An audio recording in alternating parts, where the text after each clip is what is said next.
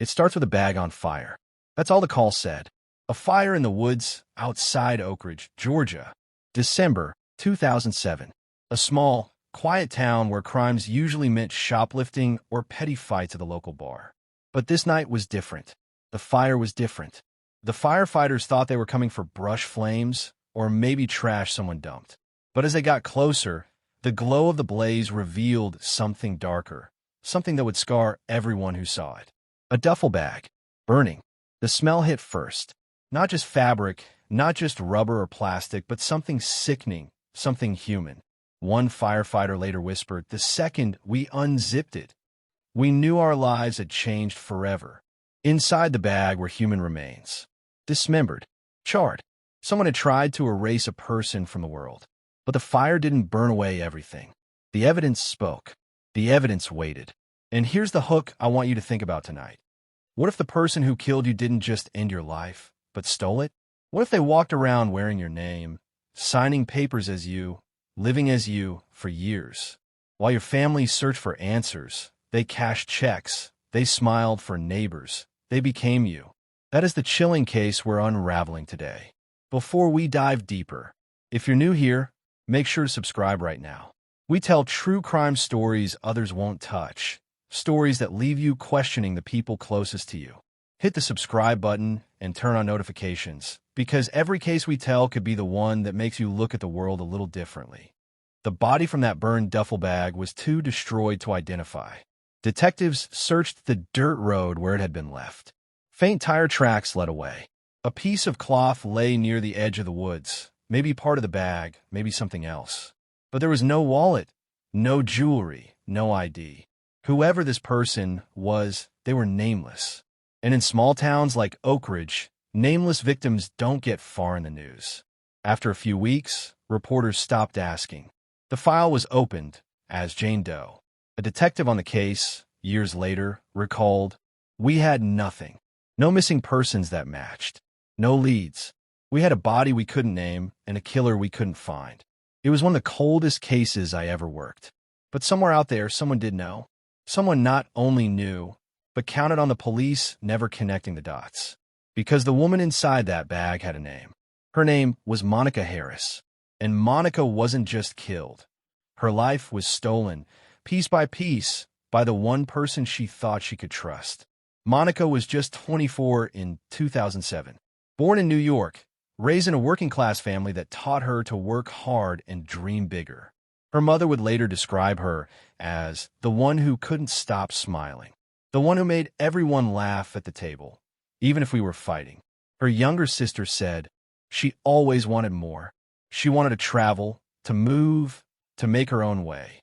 She was restless, but in the best way. By her early 20s, Monica had moved south to Georgia. New city, new people, new start. She wanted independence. And it was there she met a woman named Danielle Cross. Danielle was older, more grounded, and at first, Monica seemed drawn to her confidence. Friends said Danielle came across as protective, even doting. But the longer they were together, the more Monica's family noticed a change. Phone calls grew shorter. Visits back home stopped. Her cousin remembered a conversation where Monica whispered, "I don't think I can stay here. I want to go back home, but it's not that simple." Danielle didn't like the idea of Monica leaving. She liked control, and the cracks in the relationship started to widen. But in Oak Ridge, nobody knew that. To neighbors, they were just another couple renting an apartment, paying bills, living their lives. Then came December 2007. Monica told her cousin she planned to leave. She wanted to move back to New York. She never made it. Days later, Jane Doe was found in that burning bag. But because nobody connected her disappearance with the body, the case went cold. Danielle was free. And Danielle wasn't just free. She was about to commit one of the most chilling acts of identity theft anyone could imagine. With Monica gone, Danielle became Monica. She filed for supplemental security income under Monica's name. She applied for housing benefits. Over the next 8 years, Danielle raked in nearly $200,000. To landlords, she was Monica Harris. To neighbors, she was Monica. One landlord later told investigators, "She signed every lease as Monica. Show me papers." I had no reason to doubt it. Another neighbor recalled, "She was quiet but polite. If she said her name was Monica, why wouldn't I believe her?" Nobody thought twice. Danielle had erased Monica in life, and now she was erasing her in death. For the outside world, Monica was alive. She was just living quietly. Nobody knew the real Monica had been lying in a morgue drawer as Jane Doe for over a decade. Monica's family struggled with her absence. Her mother would later say, "We thought maybe she just didn't want contact anymore. People drift apart. We hoped she was happy somewhere. We never thought she was gone." The guilt was heavy. Her sister admitted, "I used to tell myself she just needed space. I never pushed too hard. Now I wish I had. I wish I'd looked harder." But science doesn't forget. By 2023, forensic genealogy was changing the way cold cases were solved. Detectives decided to revisit the Jane Doe file. They submitted DNA from the remains into national databases. The process was slow, but one by one, distant relatives appeared. A second cousin in the system, a match to an aunt, and then the family tree came together. Jane Doe of Oak Ridge wasn't nameless anymore. She was Monica Harris. The news shattered Monica's family. 16 years of silence, gone in an instant. They finally had an answer, but it wasn't the answer they wanted. Her mother sobbed. It was like losing her twice. First when she vanished, then when we found out the truth. Detectives immediately turned their focus to Danielle, who had lived under Monica's name all these years, who had been cashing checks and signing documents as her. The paper trail was undeniable. When investigators confronted neighbors and landlords, they all said the same thing. Yes, Monica lived here. Yes, Monica rented from us. But Monica was dead. Danielle was arrested in late 2023. The charges were staggering: murder, identity theft, fraud, even human trafficking. At the press conference, the prosecutor didn't mince words. This wasn't just a murder. This was an erasure. Danielle Cross stole Monica Harris's life, her name, her future. For 16 years, she walked free because she wore her victim's identity like a mask. The arrest shook the town. People who had lived alongside Danielle for years couldn't believe it. One neighbor said, "She was quiet, polite. I never would have guessed. To think she could do that to someone she loved." Another whispered, "She fooled us all. She fooled the system. She fooled everyone." But detectives believe greed was the motive. Monica wanted to leave. Danielle's financial stability was tied to Monica staying. If Monica left, Danielle lost everything. So, prosecutors allege Danielle made sure Monica never left. A detective summed it up bluntly. She killed her because she was afraid of being abandoned. Then she turned her into a paycheck. It's the coldest thing I've ever seen. And yet, even as Danielle sits behind bars, questions remain. Did she act alone? Did she plan the killing weeks in advance? Did anyone suspect the truth and stay silent? Those are questions the trial will have to answer. But Monica's family finally has some closure. Her sister said, "We can finally say her name again. She isn't Jane Doe anymore. She's Monica, and that matters." The days after Monica's disappearance bled into weeks, and then into months, and for most of the world, it seemed like she had simply vanished into thin air. But the truth was far darker, and the woman who had once been her closest companion was weaving a life out of lies. Danielle Stone wasn't just trying to erase Monica's existence. She was trying to replace her.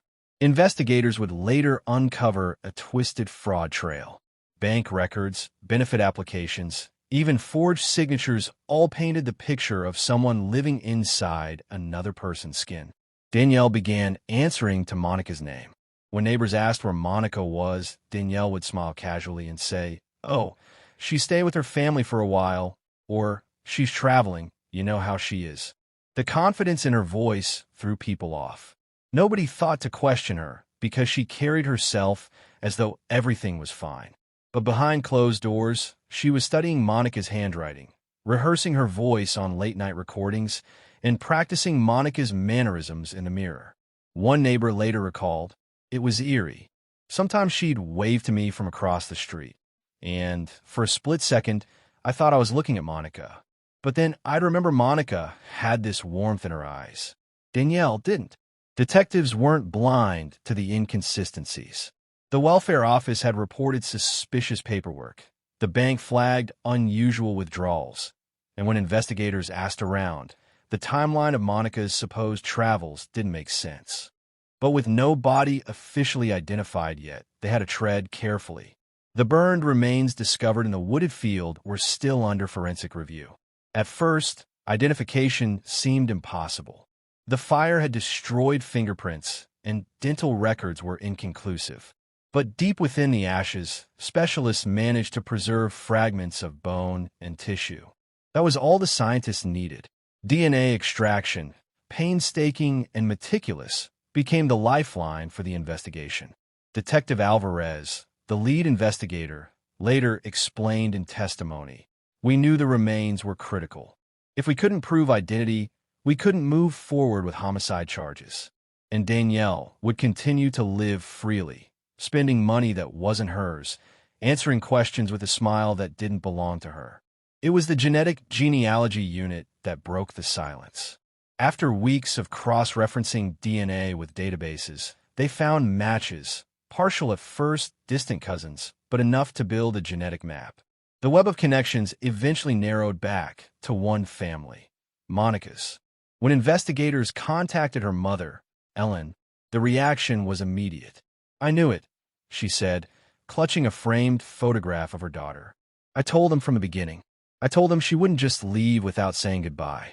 Monica was gone, and she didn't go by choice."